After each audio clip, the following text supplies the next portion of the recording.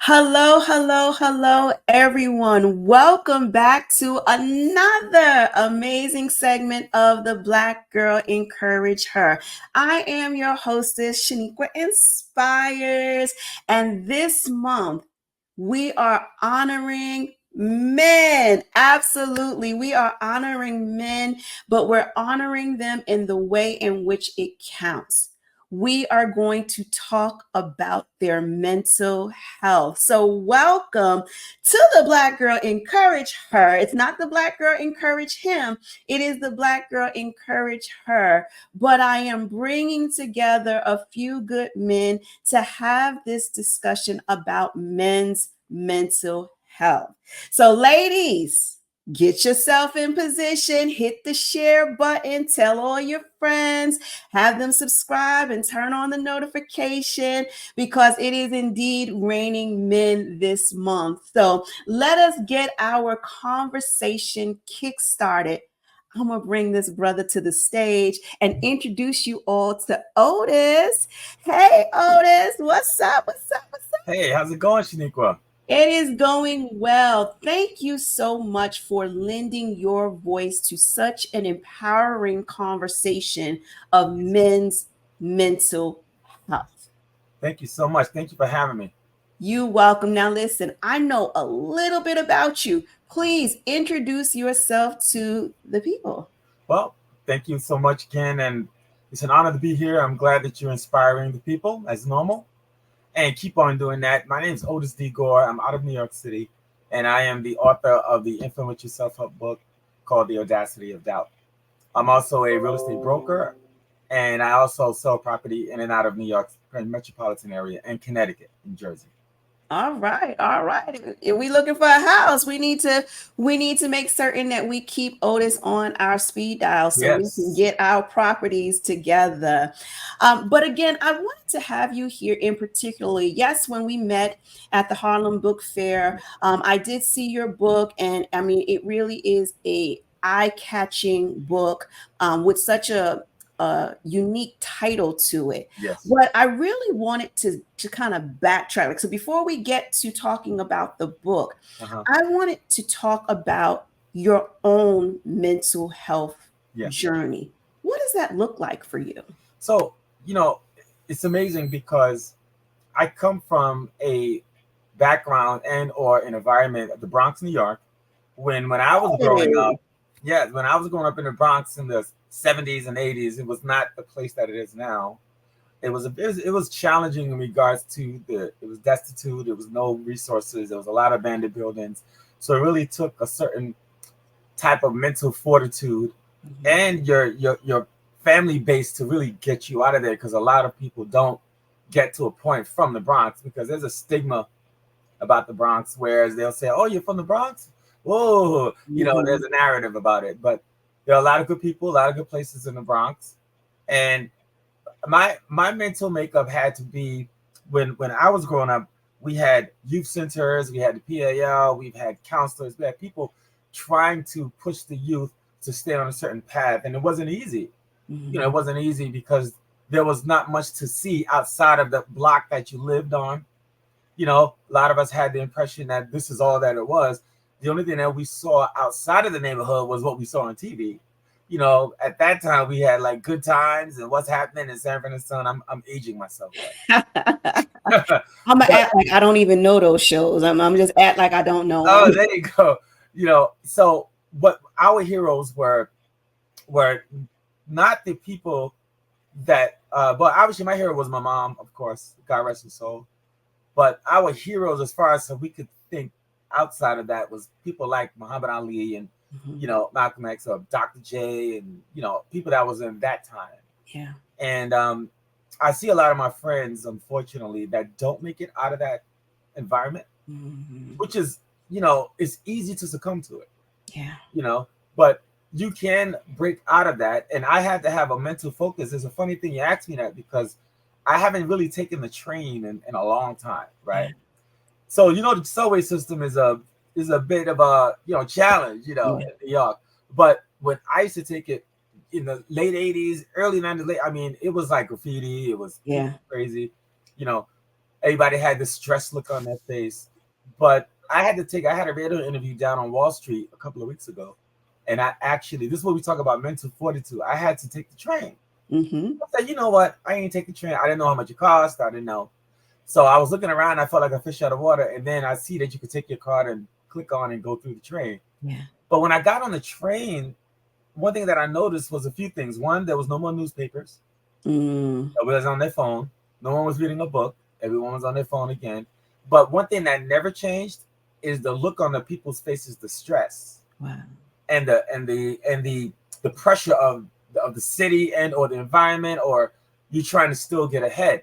And I thought about that as I was standing there. I was like, wow, it's the same look from 20, 30 years ago. Yeah. And that tells you something about how you have to really, really think about what it is that you truly believe that you want to go for, and put that the best you can to get the help and or get the information needed to go through that process and stick to the process. Like I was telling my daughter yesterday, whatever it is you want to do, you cannot just contribute to it. You got to actually commit. So a lot of people in life, for success, or they're trying to reach for it, they contribute little things to it, but they don't commit to certain things. You got to commit to it, not contribute to it. Okay, great conversation. And listen, you ain't the only one who don't be out here riding these subways. I'm a little bougified myself. I'm like, the subway. Oh, I can't make it. Yeah, it was interesting. Yeah, but you're right. There is this mental fortitude that you have to have, growing up in the city. Yes. In particular, right? So I can totally relate to that. Now, you mentioned something that I do find myself falling into. It's that toughness. Yes. So when you're on the subway, everybody has this kind of stressed out look, Yeah. but it's that kind of toughness we're trying to emulate so that nobody messes with us. Yeah. Yeah. Now, how would you say that crosses over to now when we're in, the workplace, now we're in with our family, where we've literally put on this mask of toughness, this hard exterior, and now we get into these places where it's not even warranted. So, it's odd because when you grow up in an environment like the Bronx or any type of area, urban area, let's just say, it kind of makes you aware of a lot of things, and it keeps your antennas up. So even if you're in a space that may seem like it's safe and you don't got to do that, our antennas are always up.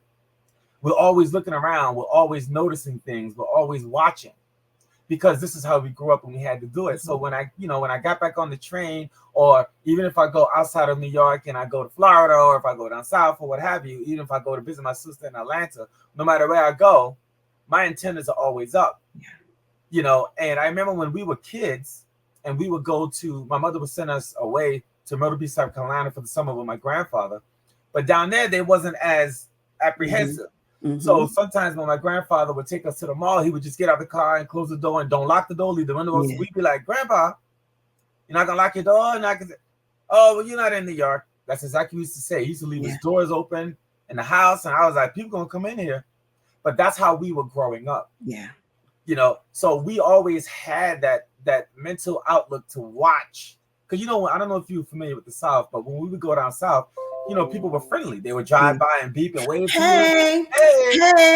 Yeah, like I just saw you like 5 minutes ago when you walked the other way. So we would be standing on my grandfather's porch, and we would see people driving. They just beep and they wave. Me and my brother look at each other like, I don't know these people, what they wave. Yeah.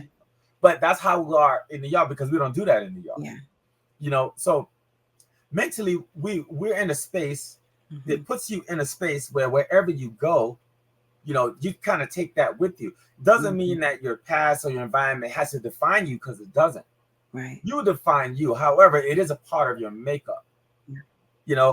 And I remember a couple of weeks ago, it's funny that you mentioned, I spoke at an event for a middle school called Dads Bring Your Kids to School Day. Okay. Right. It was a very nice event. They have it every year. I was one of the speakers. Right. And it's all about not the mothers, but the dads that day were bringing the kids to school.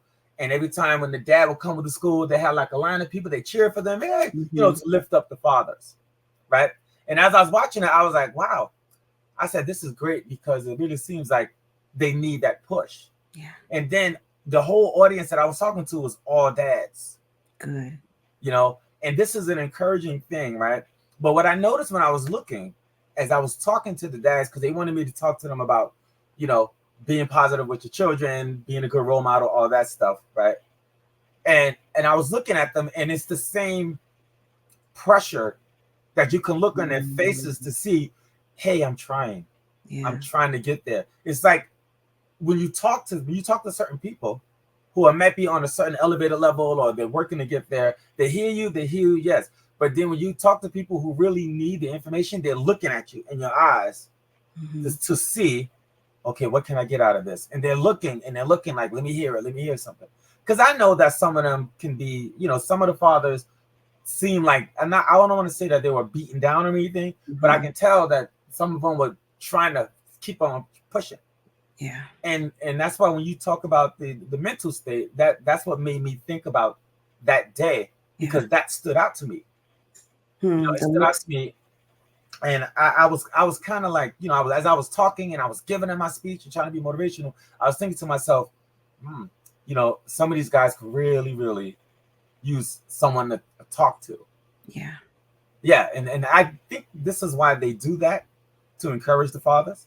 Yeah. Because everything's about the mom. You got your mom, I'm a single mom, or what have you. My mom takes you. And I know that anytime when I do talk in the school and you do see kids, and everybody that's picking them up is mostly the mom. Yeah. I don't know if you noticed that it's mostly and there's almost like this look at when you see the men at the schools, you look at them like, why he ain't at work? Why is he here? Yes. Like, so why does society tell us that it's the woman's job to take the kids to and from school? Why not the fathers? Why not normalize that? It's funny. You just said something that a couple of the dads told me, because when I finished speaking, I talked to them offline, and one of them was telling me that every time he takes his child, the women do give him a look like, ain't you supposed to be at work? But he works at night. Some people go to work different times. Some people go to work at 2:00. Most go at 9, 6 in the morning, what have you. But some go later. Some work at night. Like he was telling me, he works at night. He gets home like 2 in the morning. He sleeps, then he gets up like 7 to take the kid, walk the kid to school. So he said he has gotten a few looks like, I said, that happens a lot. Anytime when you see like my brother Tony, he works in the evening, he works from 3 to midnight. So during the day, when he comes home and he'll sleep, then you see him during the day, you can't assume. A lot of people assume exactly what you said. Oh, he's not working. Oh, does he work from home? Like, why is he, because that's an old narrative. Yeah. That's still now, even though the world has changed, but that's still a narrative of he's supposed to be at work. Yeah. Yeah. So that's funny that you said that, because they was just exactly talking about that. Yeah. But it is the narrative. And I think that's the missing link to what we're facing here in society, is that we've evolved so much. Like you said, no one's reading the newspaper anymore on the trains. Like everybody's got their cell phones out. We've evolved so much. Yeah. But yet the narrative hasn't changed. The way we view one another hasn't changed. And so you end up with this thing called men's mental health, because it's like you're living in a world and you've got to abide by all of society's rules for you. So you have to be the one working, and the mom is the one that's supposed to take the kids, here, there, and everywhere. But then when we see the dads, we celebrate like, oh, hey, there's the daddy present. And it's like, well, that's his kid too. Why wouldn't he be here? Yeah, absolutely. And I remember when my daughters are older now, but I remember when they were younger, and me and my wife would take them to their trainings, to their schools, and the teacher would say, something, it's nice that you both are here. And I'd be like, why? because normally it's just the mom. Yeah. And that was when they were little kids. Yeah. My daughter's 28 and 22 now. Look. And it bugs me out sometimes. I'm like, and that's still the point now. Mm-hmm. I don't know why more fathers. I mean, if you're not with the mom, okay, you can still be a part of the child's life. My dad was not a part of my life at all. Me and my two brothers, he never raised us. However, what was weird about my father is when we would see him, God rest his soul, when we go down south and we would see him, like we hadn't seen him in years. So then when we would see him, he would try to pull rank, which is another mental thing on the dads as well, the authority thing. Mm-hmm. So he would try to tell us what to do. And we'd be like, yeah, where you been? Yeah. You're not around, Yeah. So all three of us would handle it differently. My older brother Harry's quiet, he won't say nothing. My brother Tony's very boisterous, so he'll push back, and I will try to negotiate. Okay. But, I didn't want to disrespect them. So anytime when he would try to pull rank, I just look at him and be like, "Give me 1 second, I'll be right back," and I'll walk away and don't come back. But that's how he was. He felt, because in the South it's a different thing. It's like, you're my child, you're my wife, you do what I say, or what have you. Right now, I noticed that with a lot of the fathers, they get a lot of pushback from the wife as well, or from people. They get pushback from that, pushback from the work, pushback from that. So it kind of puts them in a mindset that, because women have come a long way. Mm-hmm. I mean, women, like my daughters and women, they're CEOs, they make their own money. They do what they got to do. And I always commend that. I'm like, listen, women rule the world. I'm just sorry to say that, man, but they're ruling the world. And every time when I see, like in my business in real estate, anytime you see a new brokerage opening up, it's a female broker. Nice. And they make their place really nice and cool, and and like, so I'm like, listen, women by nature are organizers by nature. Even if you look in colleges now, by nature they have a higher graduation rate than men, and they naturally are the least intimidating sex. So if you see someone, like if there's a like, I don't know if it was you I was talking to about this. If there's a person in a corporate that needs to deliver a message or go to someone and say, if they would send a higher ranking female, because it's a less intimidating thing to go and hey, let them do it, and for some reason with the minority male, right? Once there is an approach, it's like, oh, okay, what's going on here? I don't know if you noticed that, but it's like, so it's like you can't half step it. So you either have to be, full command of the authority. Like you can't play with it. You can't just be like, well, it would be nice if you all would do. No. Here's what we're doing. Here's the situation. So that authoritarian kind of rises up in order for you to get stuff done. Whereas you said a woman would come in and no one's intimidated by her. Yeah. Unless she's very boisterous, and then what they call her, that she's oh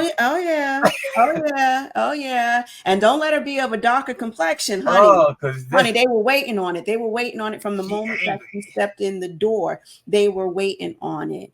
But it is based off of the stereotypes in the world that really has us not getting the support, not getting the help that we need. So when it pertains to your own mental health journey, so you said you grew up without your father, you're raising these young girls, and I know that took some mental fortitude of its own. We always think about what it's like to raise boys. I have two boys. And yes, that is definitely not an easy plight, but I believe raising girls is just as hard, if not harder, right? Because you got to deal with hormones, even though young men have hormones as well, but it's a lot going on with that. Take us back to a time where you felt like you were at the wall. You were at like your lowest point mentally. What was going on? What was the stressors? And then how did you get out? So, and before I became a full-time entrepreneur in 2010, I worked in corporate America Mm-hmm. And my focus was to try to move up the ladder as far as I could go, Mm-hmm. right? But the father in this particular company, I ain't gonna name no names. To you know, protect the innocent. yeah, I don't. It just always struck me that if you want to talk about the low point, I was always, for some reason, anytime when I got a job or I was around students or what have you, for some reason I've always been this dude that people can refer to or for advice or what have you, Mm-hmm. right? And I relatively, I mean, I'm not gonna toot my own horn, but I relatively moved up steadily in each job that I had. And this particular job, I stayed for a while. I was team leader. I was a rep first, team leader. Then I went supervisor, then manager. But I realized when I got shipped out to Long Island, and I was looking at, they have this thing on the computer. I don't know if you work in corporate America, but there's this thing called the Marquee, where you could log in and you could see all the higher ups and who's who, Mm. CEO, all that. And I was watching, and I noticed that there was a certain demographic that only went a certain place. So I was like, okay, how Mm-hmm. can how can I adjust to what do I got to do that? So Mm-hmm. there was a position in the company, and this was like straight up nepotism. I mean, if you want to talk Mm-hmm. about low point, I did the position, which is a little higher than manager. I did the position for 7 months, like 7, 8 months, with the same pay rate that I was getting for my regular. But I Wow. wanted to show them that I could do it, Sure. you know. And they even told me, oh, we're interviewing for the position, blah blah blah. Great. I knew I was going to do great. I put a PowerPoint together. Did it. I did excellent. To me, I think I did well. They even told me, but unfortunately, the person who was the VP hired his nephew Mm. for that position. Not only hired his nephew wasn't even sales or anything. His nephew was like a tech from the outside. Hmm. So the low point for me was, hold on though, I really put together 7, 8 months of quality Mm-hmm. work. I came Mm-hmm. in early. I worked Monday to Saturday, which I was usually off the weekend, but I would do the extra time, and I still got looked over. Yeah. So it really took a toll on me mentally, because I was like, wait a minute. I mean, is this how it is? Mm-hmm. Mm-hmm. It couldn't be possibly that. So I made a decision at that point, because I already had a real estate license, but I was kind of dabbling in it. Remember, I told you I was just Mm-hmm. contributing a little bit. I wasn't committed, because I Yeah. was Yeah. part-time. I was contributing to it. So then I decided to commit. So before that situation happened, in this company, they give you a a you come in, you have 15-minute break, then you have your lunch, Mm-hmm. then you got another 15-minute break in the afternoon, and then you go home. So Mm-hmm. I would never take my 15-minute break, and I would take only a half-hour lunch, and I would never take the afternoon. After that happened, I took every single break. Yeah. I took my hour, and Mm-hmm. I left right at the exact time I was supposed to Mm-hmm. leave. Mm-hmm. Ever since then, and I remember the high roads was telling me, "Oh, I noticed. Listen, we need a couple more things. Can you stay a little while? Oh, I'm sorry, I got something to do." Mm-hmm. I just checked out mentally. Yeah. I was there physically, but mentally I wasn't. I just decided to stop pushing on the real estate. Yeah. So in this particular building, underneath there's a cafeteria, and there's like this little table and chair. It's like cafeteria, but they have one little table and chair like around the bend. So I had this little black book that I just booked with contacts, and I would go there, 15-minute break, go down, go into that, sit there, make calls, Yeah. come back upstairs. Lunchtime, go there. Then once, a couple of times I went there, somebody was sitting in my seat, and I was like, but it wasn't really my seat. But Yeah. Yeah. Yeah. but Behind it. I got known for Yeah. sitting there, just making calls, making calls, because I said to myself, I can only the person that I need to bet on is me. Yeah. The only person that's going to care about what's going on with me, and I got to push myself. It's me. I said no one else seems to care.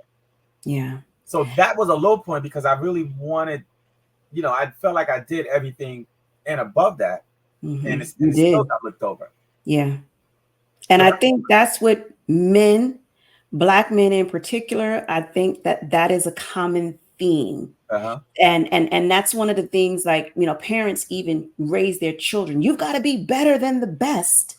Yeah, You've got to stand out. You've got yeah, to, you got to do this extra. Why? yeah, Why do we have to do extra when everyone else can just yeah. be?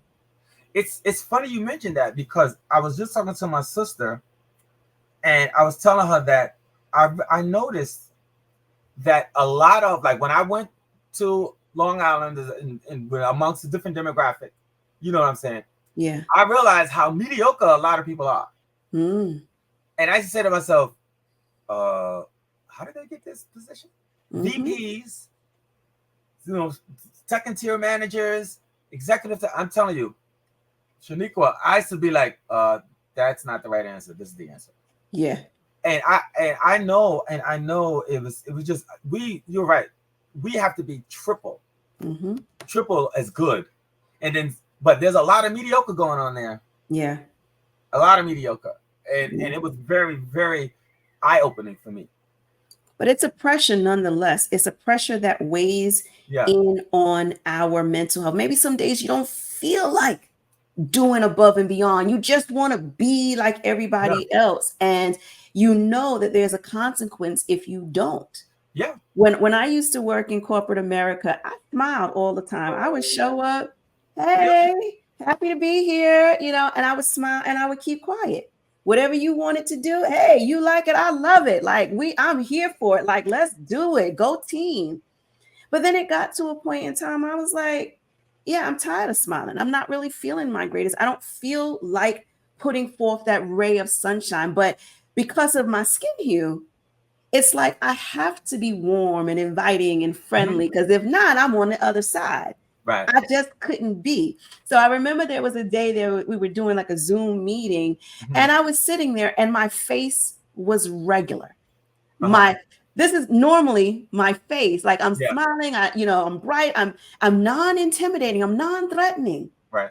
But the minute I'm in my regular face, nothing's wrong, nothing's hurting, nothing's bothering me. My face is just right. Like my resting face disrupted the room.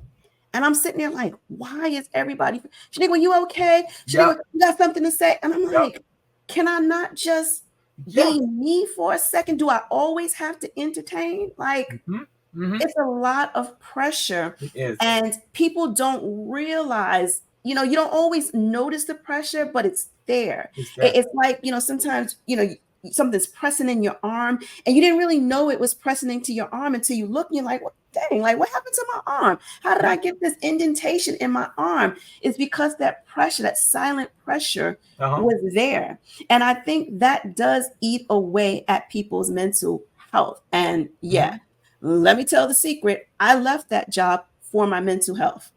Yeah.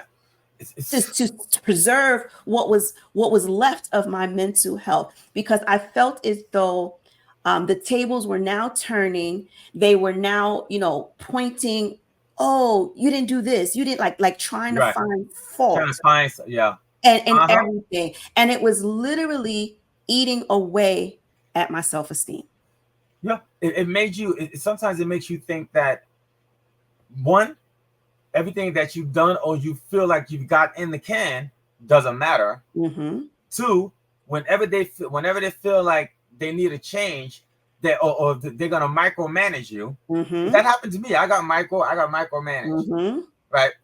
And three, you start to get let's talk in my book. You start to pick up on self-doubt, and you start to think. It's the same way if you believe your own hype, but people's always praising Sheniqua, you're great, you're great. So you start to believe your own hype, it can happen. But then at the same time, once it shifts, the atmosphere starts to shift, and they start telling you, well, this is supposed to be done this way, this is it. Now you start second guessing yourself. And then you start to really think about, well, did they really like me? What was I really that good, or was I just for them? Because just like what you said before, when I walk into the real estate office, I'm normally this positive energy and Otis, what's the good word? Or I'll give them a motivational thing or whatever. And if I'm focused one day and I'll come in, I say, how's everybody doing? And I go right in my office, they'll knock on the door, you okay? Yeah, I'm fine. Why? Well, I don't know. Your energy is different. Oh, is it? I said, I'm a Pisces. Sometimes I'm swimming upstream, sometimes I'm swimming downstream. I'm a Pisces. But yeah, if you're a certain personality, most 90% of the time or 99% of the time, that 1% is what they notice. And so it's like people get used to certain things, they get used to certain places, they get used to certain people.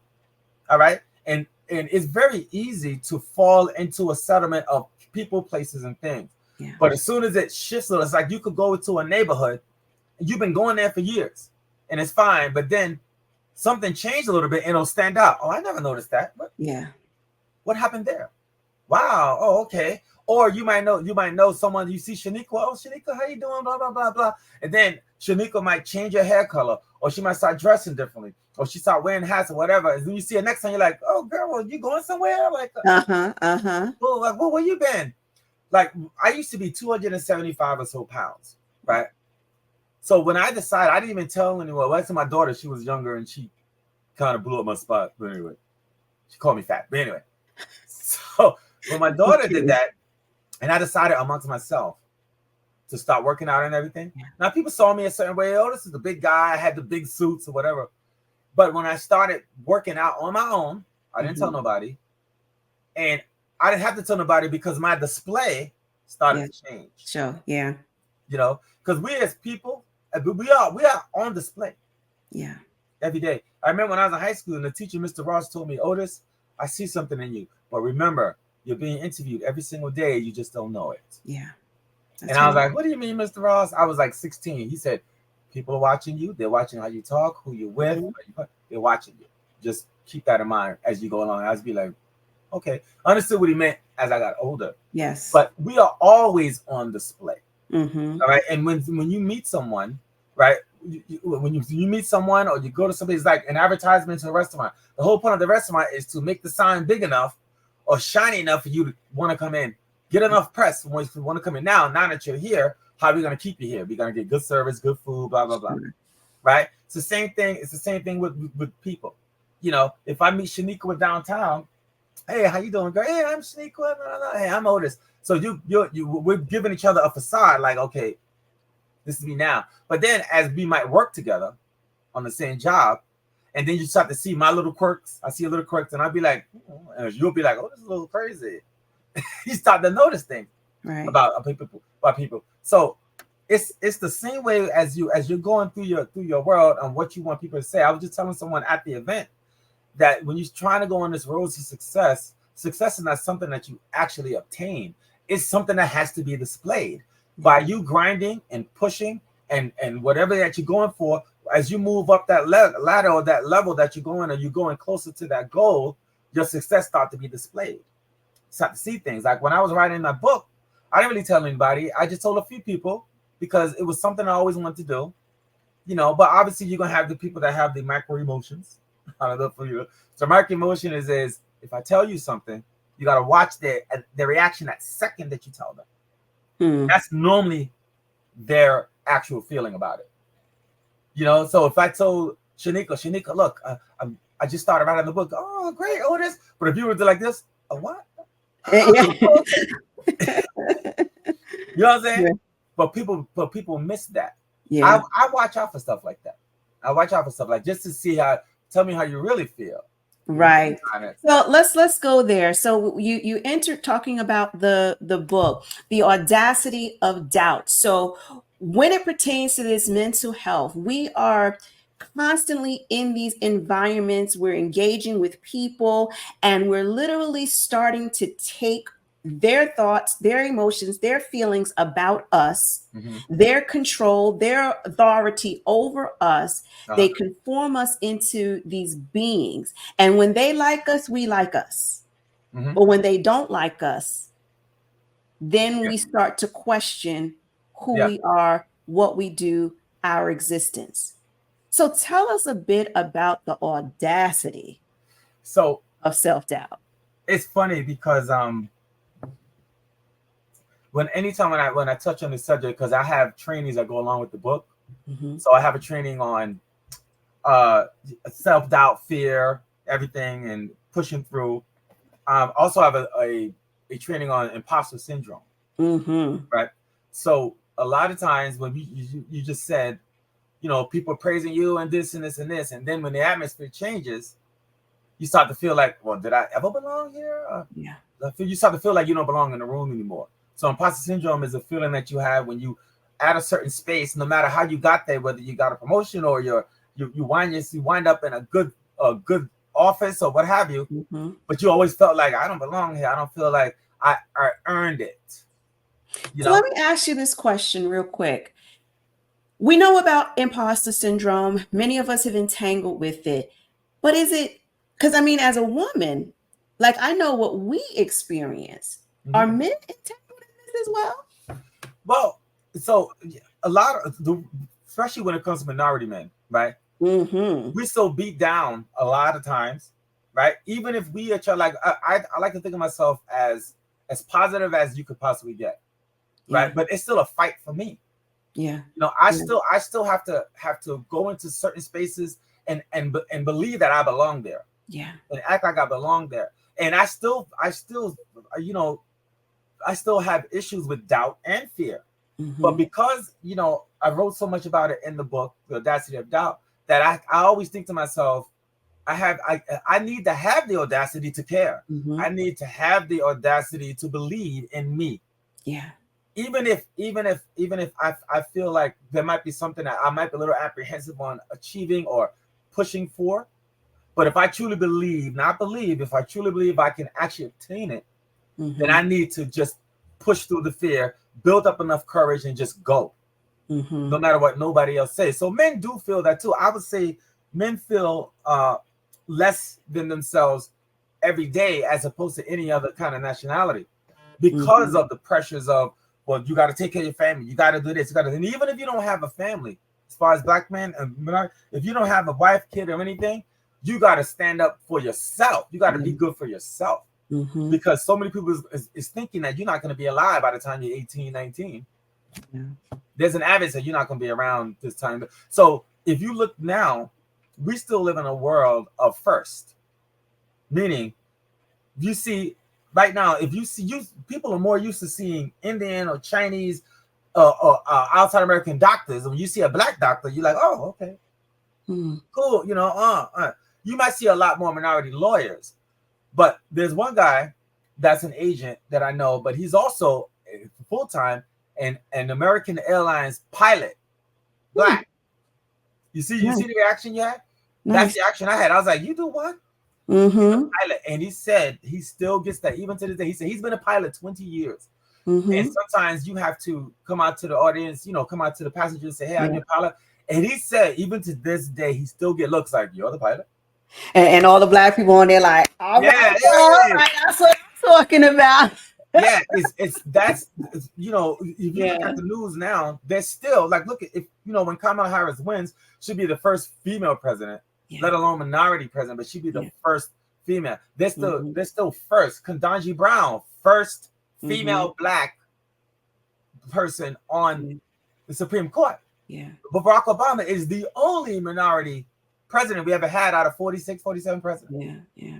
So people go, oh, well, you had a black president, blah, blah. Yeah, but that's only one of all these years. Yeah. Yeah. You know, that's, people got to understand. You know, me and my brother, we talk about, if my brother was here, he's highly pro-black. So that's a whole militant thing with my brother. But I try to be a little more in the middle, like trying to understand it, but he's like, but let me tell you, it's true what he told me the other day. And he said, and like his son is 30, his son now is like 35, 36. His son is an awesome guy. He got 3 daughters.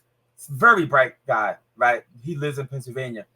And sometimes I can't even imagine. I don't know how that's your son because he's totally opposite of you, right? But he's very smart. My nephew, I'm proud of him, right? But my brother said the other day, like he always told his son, and I don't know if this might sound controversial, man, I'm sorry, but he said, even to this day, America, the world, they don't care about the black man at all. He said they don't. He said if you out there right now and you ain't pulling your weight, he said they're gonna look at you and they're gonna walk right over you. They're gonna be like, typical. It figures. It's the same difference as if you persevere and you become something. And oh wow, oh okay.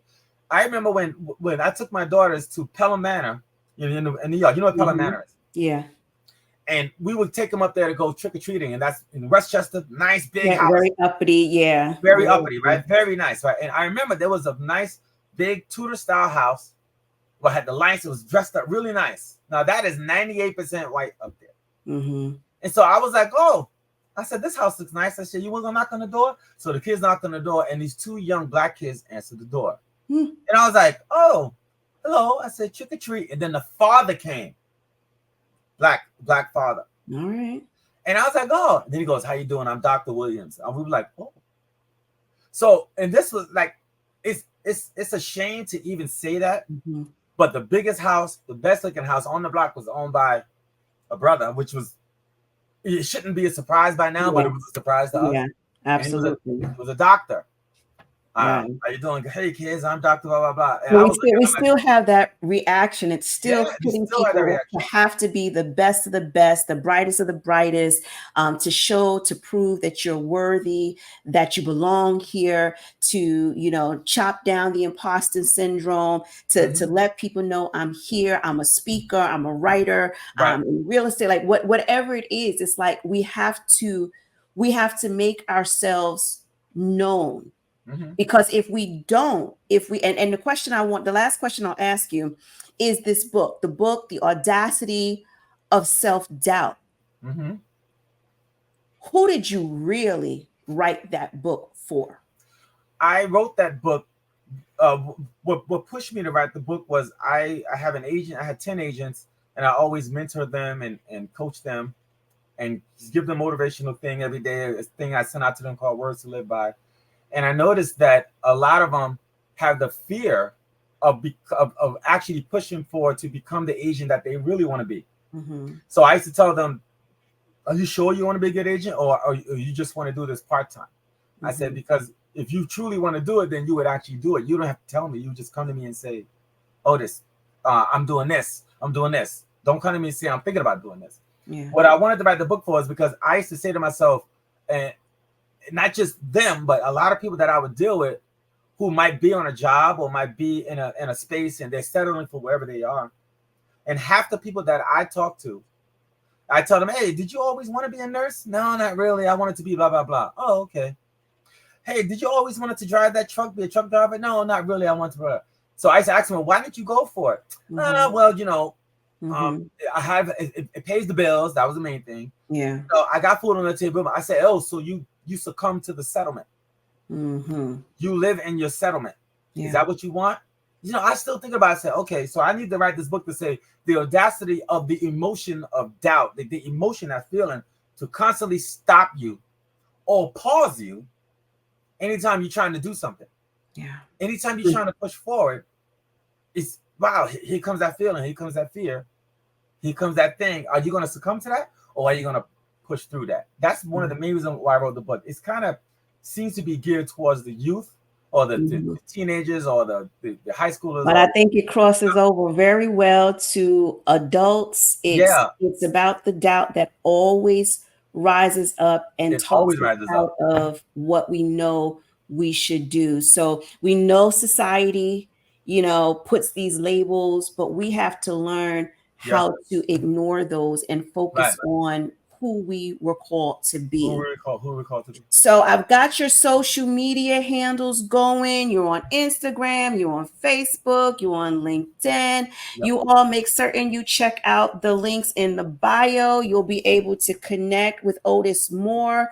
Got your website going. People can check you out, see what you're all about. And of course, it's the holiday seasons fast approaching us. So you want to make certain you get your copy of The Audacity of Doubt. That's the name, The Audacity of Doubt. Pushing through limited beliefs to live your best life.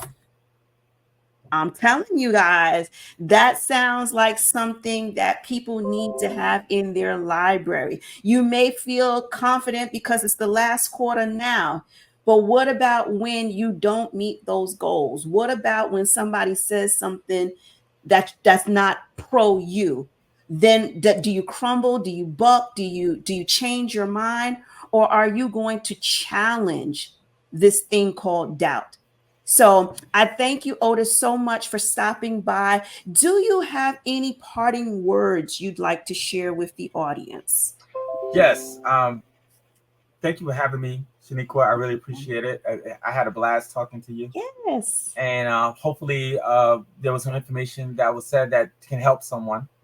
And I just want people to understand that anytime when I leave a space or if I leave, I try to give them with some quote or something that Yes. would help them out, because my name is Otis, OTIS. It does stand for optimistic thoughts inspire success. That's Otis. So I'm going to explain to people that the one thing that you got to do is you can never crumble, you will always continue. Mhm. You will never pause, you will always progress. And the last thing I want to tell people is you will never expire, but you will always evolve. Love it. Love it. Thank you so much. Hang out for just a second, Otis. Let me give the people their marching orders.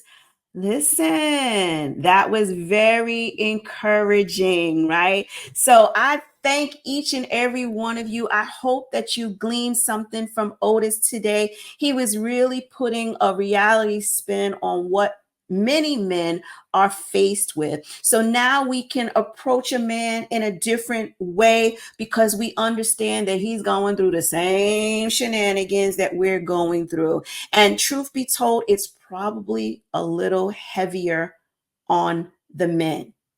I'm just going to be honest, ladies, right? So we want to make certain that we show them some love, we show them some support because we are supporting men's mental health this month. And it should be something we do on a continuous basis, not just for the month of October. But you all make certain that you share this message out, connect with Otis, get the copy of I know you know some men and they're going to need some gifts this holiday season. So this would be a great book. So make certain that you all check the links in the description box and you make a connection with Otis so that we can keep this encouragement going.